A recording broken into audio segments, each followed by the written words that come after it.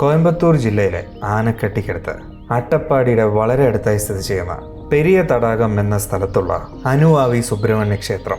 സാധാരണ ഒരു ക്ഷേത്രത്തിലേക്കുള്ള യാത്ര പോലല്ല ഇവിടെ വന്നാൽ കിട്ടുന്ന അനുഭവങ്ങൾ.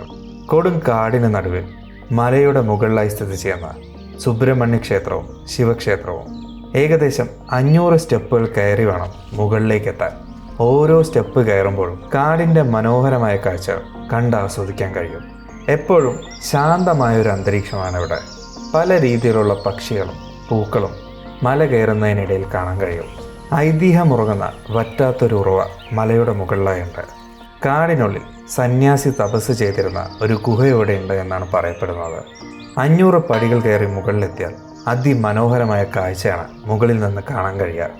മല കയറി മുകളിലെത്തി താഴേക്ക് നോക്കുമ്പോൾ കാണാൻ കഴിയുന്ന കാഴ്ച അത് തരുന്നൊരു സന്തോഷമുണ്ട്. വലിയൊരു ഹനുമാന്റെ ശില്പവും ഇവിടെ വന്നാൽ കാണാൻ കഴിയും.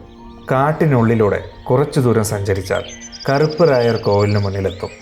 വേറൊരു ലോകത്തിൽ എത്തിച്ചേർന്നൊരു അനുഭൂതിയാണ് അനുവാവി സുബ്രഹ്മണ്യ ക്ഷേത്രത്തിലെത്തിയാൽ അനുഭവിച്ചറിയാൻ കഴിയുക.